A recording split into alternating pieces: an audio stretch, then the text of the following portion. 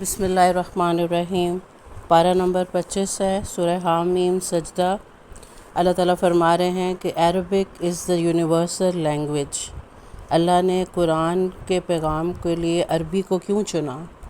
کیونکہ یہ سارے جہانوں کے لیے اس کے اندر انسٹرکشنز ہیں، اور یہ جو زبان ہے یہ بڑی گہرائی اور فصاحت اور بلاغت والی ہے، اور یہ جنت کی زبان ہے، فرشتوں کی زبان ہے، نبیوں کی زبان ہے۔ قبر کے اندر جو ہے اسی زبان میں، حشر کے اندر ہم سب اسی زبان میں ہوں گے۔ تو اللہ تعالیٰ نے عربی زبان کو سب سے زیادہ اہمیت دی ہے، فوقیت دی ہے۔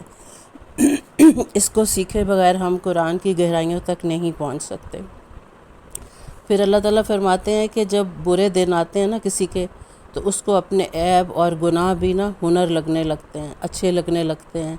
اپنی مکاری پر، اپنی عیاری پر بندہ ناز کرنے لگتا ہے کہ واہ بھی یہ تو میرا کمال ہے بڑا۔ جیسے آج کل شو بز کے لوگ جو ہیں اپنی خوبصورتیاں بیچتے ہیں اور پھر اس پر ایوارڈز ون کرتے ہیں، اور آج کل کے ماڈلز اور سپر سٹارز بن کے اتراتے پھرتے ہیں۔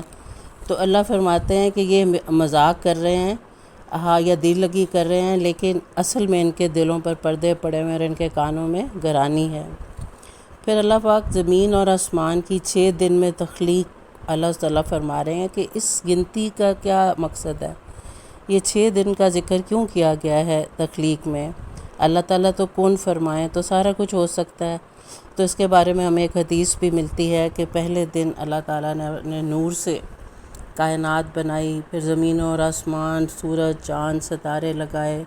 پھر اللہ تعالیٰ نے جہاں پر جنگلات، صحرا، سبزیاں، اناج، معدنیات، اسٹور ہاؤسز بنائے ہمارے لیے، سارے انتظامات کر کے پھر جمعے کو جو ہے آخری گھڑی عصر کے ٹائم حضرت آدم علیہ السلام کی مٹی کی جو ہے کا گارا بننا، خمیر ہونا شروع ہوا، پھر ان کی تخلیق ہوئی، روح ڈالی گئی، پھر واقعہ ابلیس ہوا۔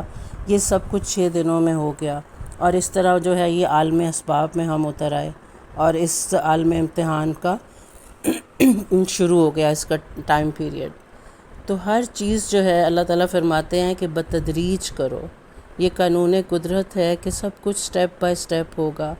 تم دین کی اندر بھی جب آگے چلنا چاہتے ہو تو یہ سٹیپ بائی سٹیپ ہوگا، اور ساری مخلوق جو ہے خوشی یا ناخوشی سے رب کی فرما برداری میں اپنے اپنے سٹیپس میں چل رہی ہے۔ اے انسان تو کیوں نہیں چلتا؟ پھر اللہ تعالیٰ فرماتے ہیں قیامت کی گواہیاں بڑی عجیب ہوں گی، جہنمی کے اپنے ہی ہاتھ پاؤں، اپنے اعضاء اس کے خلاف بولنا شروع ہو جائیں گے، اور تو وہ جہنمی حیران ہوگا کہ اگر بے وقوفو، تمہاری خاطر تمہیں آگ سے بچانے کے لیے تو اللہ سے بحث کر رہا ہوں، لیکن اللہ تعالیٰ فرمائیں گے کہ اب تمہارا ٹھکانہ یہی ہے۔ اور کافر کے جو برے ساتھی جو دنیا میں شور و گل کرتے تھے تاکہ کوئی قرآن سن نہ سکے، آج انجام کو پہنچ چکے ہیں۔ جہنمی بولے گا کہ اللہ تعالیٰ ہمیں وہ سب سے پہلا شخص دکھا جس نے گناہ کیا، اور جو سب سے پہلا جن دکھا جس نے گناہ کیا، جن کی وجہ سے پھر باقی سارے گناہ گار ادھر پہنچے۔ تو اللہ فرمائیں گے یہ دیکھو قابیل، یہ دیکھو ابلیس، یہ آگ کے صندوقوں میں بند ہیں۔ پھر اللہ پاک ایک بڑی خوبصورت آیت دے رہے ہیں، 34-35 آیت ہے، بیسٹ آیت، کہ اللہ فرماتے ہیں کہ برے کے ساتھ اچھا کر جاؤ، دل سے کر جاؤ، ایک نہ ایک دن اس کا غبار نکل جائے گا اور اس کو اپنا جگری دوست پاؤ گے۔ اللہ تعالیٰ نے بے شمار مثالیں ہمیں قرآن پاک میں دیں۔ حضرت یوسف علیہ السلام نے اپنے بھائیوں کو ون اوور کیا، حضور صلی اللہ علیہ وسلم نے اپنے ہم وطنوں کو، مکہ والوں کو ون اوور کیا، ابو سفیان کے گھر کو پناہ بنایا۔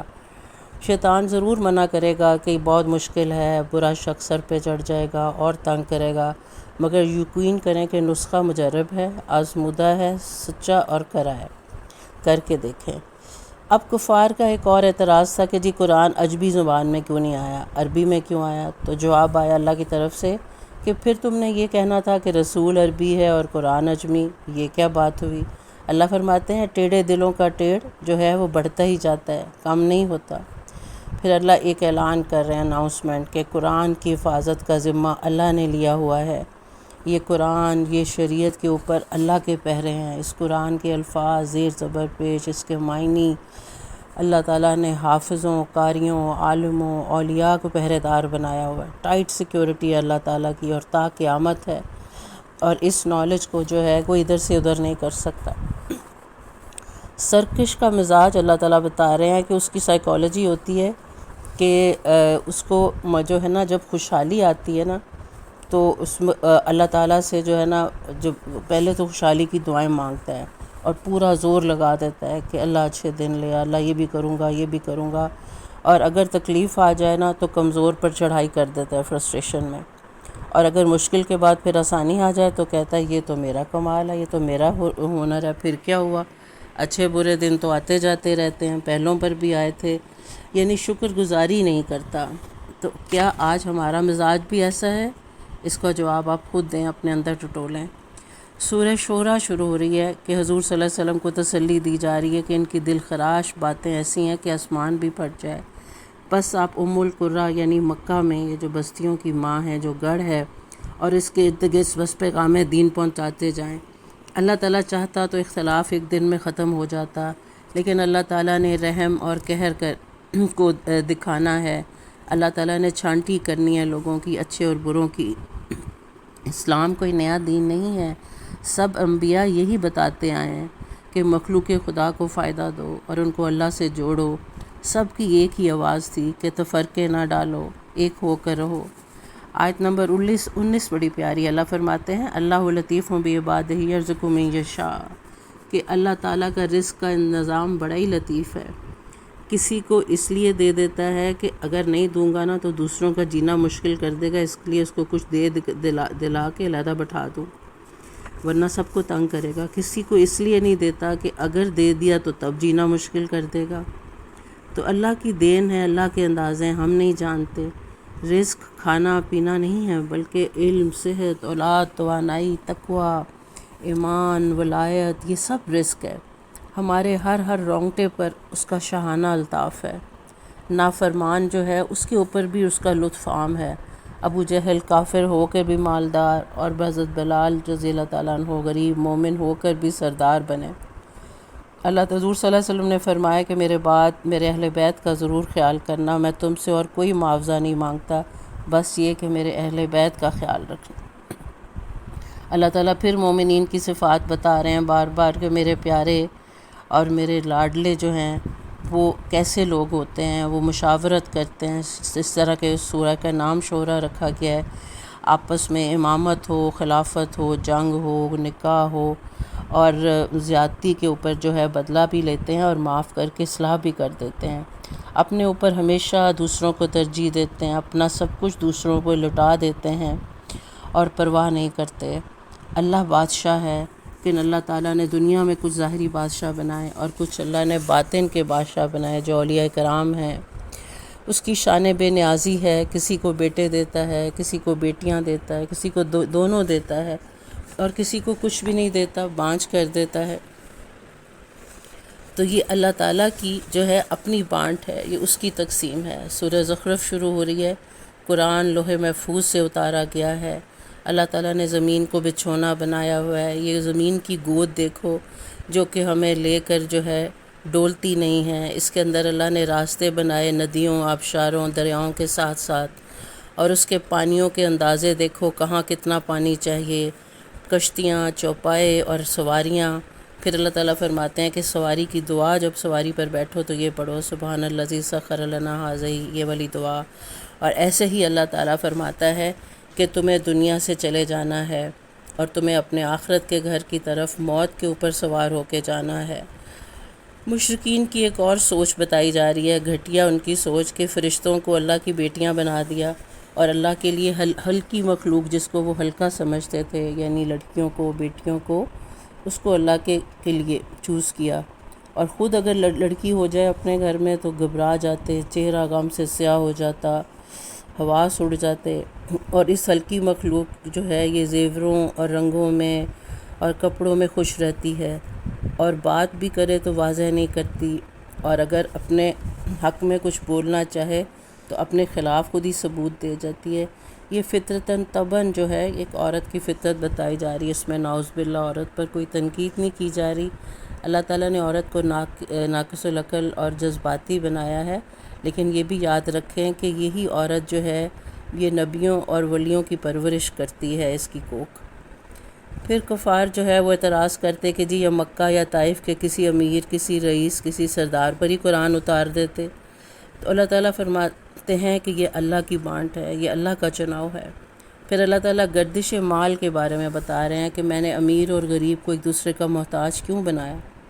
اللہ تعالیٰ کہتے ہیں میں چاہتا تو کافروں کے گھروں کو سونے چاندی سے بھر دیتا، لیکن کافر کا مال اللہ کے نزدیک مچھر کے پر کے برابر نہیں، اس کی کوئی حیثیت ہی نہیں ہے۔ دولت دنیا میں سب سے ذلیل ترین شے بنائی اللہ نے، اور اللہ فرماتے ہیں کافر کی حیثیت میرے نزدیک کتے جیسی ہے۔ تو جس طرح تم کتے کو سوکھی روٹیاں ہڈیاں ڈالتے ہو، اس طرح میں ان کو دولت ڈالتا ہوں، کیونکہ میرے نزدیک دونوں ذلیل ہیں، اور مومن کو میں آزمائشوں کے ذریعے سے اپنی قربت دیتا ہوں۔ اور اللہ فرماتے ہیں کہ ذکر کرو، ذکر اللہ میں جو بھی کوتاہی کرے گا تو شیطان اس کا قرین، اس کا ساتھی بن جاتا ہے، اور ویسے بھی جو غیر ذاکر لوگ ہوتے ہیں شیطان ان پر جلدی حملہ کرتا ہے، ان کا ہمزاد بنا رہتا ہے، مرنے کے بعد بھی قبر پہ اس کا منتظر رہتا ہے اور اس کو وسوسوں کا شکار کرتا ہے زندگی میں۔ تو یہ ذکر اللہ کی جو روحانی شعائیں ہیں یہ شیطان کو ہم سے پرے کرتی ہیں، ہم سے دور کرتی ہیں۔ اب آیت نمبر 46 میں ہم دیکھتے ہیں بنی اسرائیلیوں کے محلوں کی بات ہو رہی ہے کہ بنی اسرائیلیوں کے جو محلوں میں بڑی برکتیں تھیں، دوسری طرف قبطیوں کا یہ حال تھا کہ ان کے محلوں میں چونکہ نافرمانی تھی اللہ کی، تو کبھی سیلاب آ جاتا، کبھی ٹڈی، کبھی مینڈک، کبھی جوؤں کا عذاب، کبھی قحط، کبھی پانی خون بن جاتا، عذاب آتے رہتے۔ حضرت موسیٰ سے دعا کرواتے رہتے عذاب ٹلوا دے تو ایمان لے آئیں گے، پھر مکر جاتے، اور فرعون ان کو دوسری طرف اپنی طرف لالچیں دیتا رہتا کہ یہ دیکھو میرے محل، میرے کھیت، میری نہریں، یہ سب میرا ہے، تمہیں دوں گا۔ اور یہ موسیٰ جو ہے یہ غریب ہے، اس کے تو اس زبان میں لکنت ہے، اس سے تو دو بول بھی نہیں صحیح بولے جاتے، نہ اس کے پاس سونے کے کنگن ہیں، نہ فرشتے ہیں۔ اسی طرح وہ قبطی بھی فرعون کی باتوں میں آ کے اس کے ساتھ غرق ہو گئے۔ کفار کا ایک اور اعتراض، انہوں نے کہا جی کہ ہمارے معبود تو عیسیٰ اور عزیر بھی ہیں، تو کیا جس طرح ہمارے باقی معبود جہنم میں جائیں گے تو یہ بھی جہنم میں ڈالے جائیں گے، نعوذ باللہ۔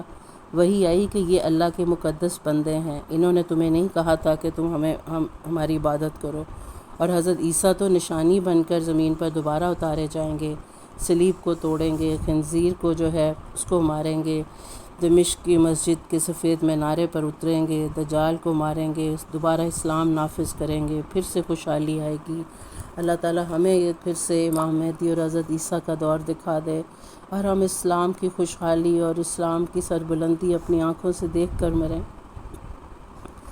پھر اللہ تعالیٰ جنت کا ایک سین دکھا رہے ہیں کہ جنتی اپنی بیویوں کے ساتھ تختوں پر بیٹھے ہوئے ہیں، اور اللہ تعالیٰ کی قربت ہے، اللہ سے شرف تکلم ہو رہا ہے اور دیدار ہو رہا ہے، اللہ کی مہربانی، لطف اور احسان میں بیٹھے ہوئے ہیں، سونے کی پلیٹیں اور گلاسوں میں شراب اور کھانے پیش ہو رہے ہیں۔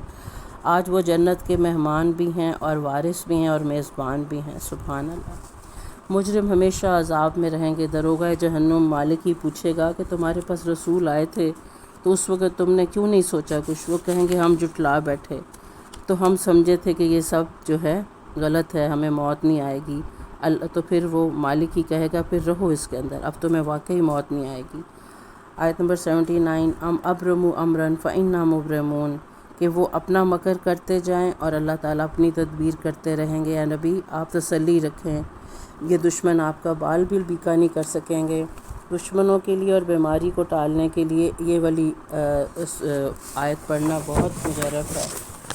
اب آگے سورہ دخان شروع ہو رہی ہے۔ بسم اللہ الرحمن الرحیم۔ سورہ دخان ہے، اس کی فضیلت ہے کہ شب جمعہ سورہ دخان پڑھنے والے کی مغفرت ہوتی ہے، اور دشمن اور بیماری کو دفع کرنے کے لیے دخان اور جاسیہ کا ورد اکٹھا کرنا مجرب ہے۔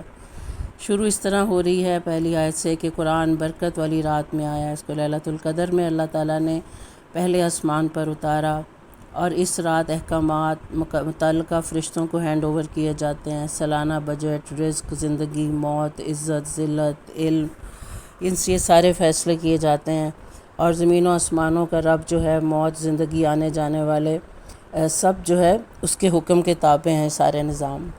بالدخان مبین کا کیا مطلب ہے؟ دخان سے مراد ایک واضح قسم کا دھواں ہے۔ اب اس کی 3 تعویلات علماء کرام نے کی ہیں۔ ایک تو اس سے مراد قیامت والا دھواں ہے، جس میں کہ مومن کو ہلکا سا زکام ہوگا اور کافر مدہوش ہو جائے گا اور اس کے جسم کے تمام سوراخوں سے دھواں سا نکل رہا ہوگا۔ دوسرا یہ کہ مکہ میں ایک دفعہ شدید قحط پڑا تھا، جس سے کہ لوگ آنکھوں میں بھوک کی وجہ سے سب کچھ دھندلا گیا تھا، ان کو سب دھواں دھواں بلرڈ نظر آتا تھا۔ نبی کریم صلی اللہ علیہ وسلم نے دعا فرمائی تو قحط ٹل گیا تھا۔ تیسری تعویل اس کی ہے کہ آج کل جو ہوا میں جو وبائیں، جو ایپینڈیمکس وغیرہ اور یہ وائرسز وغیرہ پھیلے ہوئے ہیں، یہ بھی اسی کی ایک قسم ہے۔ جب بطشۃ الکبریٰ ہوگی، یعنی کہ جب سب سے بری بڑی پکڑ آئے گی، یہ قیامت کا ذکر کیا جا رہا ہے کہ قیامت یعنی کہ ایک بڑا سخت دن آنے والا ہے، جس میں موت کا دن بھی ہو سکتا ہے، قبر کی سختی، حشر کا دن بھی ہو سکتا ہے، اور قیامت کا حساب کتاب بھی شامل ہے۔ حضرت موسیٰ جب راتوں رات بنی اسرائیل کو لے کے سمندر کی طرف نکلے ہیں، فرعونی غرق ہوئے اور پیچھے انہی کے چشمے، محلات، باغات، بنی اسرائیل ان کے وارث ہوئے۔ اللہ کی شان ہے، جب بٹن دبائے تو اوپر والے نیچے اور نیچے والے اوپر آ جاتے ہیں، اللہ سیٹیں بدل دیتا ہے۔ پھر اللہ فرماتے ہیں کہ کافر کی موت ایسی ہوتی ہے کہ ان کی بربادی پر نہ آسمان روتا ہے نہ زمین، بلکہ اللہ نے ساری مخلوقات کو شعور دیا ہوا ہے کہ حشرات الارض، چرند پرند، مچھلیاں تک جو ہے وہ شکر کرتی ہیں کہ اللہ تو نے زمین سے اس بدبخت کو جو ہے اس سے پاک کیا۔ اور مومن کی موت پر زمین اور آسمان روتے ہیں، ساری کائنات روتی ہے، حشرات الارض، چرند پرند، یہاں تک کہ وہ جگہ جہاں پر وہ مصلی بچھا کر عبادت کرتا تھا، وہ جگہ بھی روتی ہے۔ ہلکی ہلکی پھوار پڑتی ہے ایسے شخص کے جانے پر، پتہ چلتا ہے کہ کوئی اللہ کا پیارا گیا ہے، کہ آج آسمان بھی رو رہا ہے۔ سورہ جاثیہ شروع ہو رہی ہے۔ قرآن اللہ کی کتاب ہے، یہ سب مومنوں کے لیے آئی ہے، اس میں بہت بڑی واضح نشانیاں ہیں، اس میں نسخہ ہے کہ آپ پوری کائنات کی تسخیر کر سکتے ہیں، آسمان، زمین، پیدائش، یہ سارا کچھ جو ہے اس میں ایسٹرو فزکس چھپی ہوئی ہے۔ کوئی اس کو کھولنا چاہے تو وہ بڑی بڑی دنیایں جو ہیں اس سے وہ نکال سکتا ہے۔ نضر بن حارث کافر کی بات ہو رہی ہے کہ قصے کہانیاں سنا کر ایمان والوں کو قرآن سے دور کرتا، بڑا تکبر کرتا تھا۔ اللہ فرماتے اس کو ذرا میرا عذاب تو سنا دو۔ غزوہ بنی مستلق ایک غزوہ تھی، اس کی واپسی پر مریسی ایک کنواں تھا، وہاں پر حضرت عمر فاروق کا عبداللہ بن ابی منافق سے جھگڑا ہو گیا کہ حضرت عمر مسلمانوں کی مشقیں بھروا رہے تھے، تو وہ بولا نعوذ باللہ کہ ان مہاجرین یعنی ان کتوں کو، نعوذ باللہ کہ ان کو کھلا کھلا کے موٹا کر دیا، ان کو بھوکا رکھو تاکہ یہ واپس مکہ بھاگیں۔ بس اس پر جو ہے صحابہ برہم ہو گئے، تو وہی آئی کہ یہ خود ہی جلد اپنے انجام کو پہنچ جائے گا، اس سے درگزر کرو۔ اور واقعی اس کی واپسی پر جو ہے عبداللہ بن ابی مر گیا، اور پھر اس کے جنازے پر جو ہے آپ مغفرت کے لیے بھی کھڑے ہوئے، پھر آپ کو روکا گیا۔ آیت نمبر 23-24 میں ہم دیکھتے ہیں کہ جو خواہشات کو خدا بنا لیتے ہیں، جس طرح دہریے والی ایتھیسٹ سوچ بن جاتی ہے کہ یہی دنیا سب کچھ ہے، یہیں پہ eat drink and enjoy and be merry for tomorrow you have to die, تو ان کا جینا مرنا یہی بن گیا ہے۔ ان کے کان دل بند ہیں، اللہ فرماتے ہیں کہ ان کے اندر کی جو ہے انسائٹ بند ہو گئی ہے، اور وہ ایک ماڈرن جو ہے ایک گاڈ لیس ورلڈ کے پیچھے بھاگ رہے اندھا دھند۔ جاسیہ یعنی کہ گھٹنوں کے بل گرے ہونا، قیامت کے دن مجرم اس طرح سے اس پوزیشن میں کھڑے ہوں گے، ان کے اعمال نامے، ان کے بایو ڈیٹاز، ان کے ریکارڈز ان کو پکڑائے جائیں گے، اور اس وقت جو ہے اللہ تعالیٰ فرمائے گا کہ دنیا میں الارم بجتے تھے، قرآن کی پکار سنتے تھے، تبلیغ والوں کو سنتے تھے، اذانوں کی صدائیں سنتے تھے، میرے بندے تمہیں بلاتے تھے، کمزوریاں، بیماریاں، رنج و الم تمہیں بلاتے تھے میری طرف، لیکن تم نے کچھ سنائی نہ دیا، اور تم اپنے چھوٹی چھوٹی عبادتوں، چھوٹے چھوٹے اس کے نفلوں کے نشے میں لگے رہے۔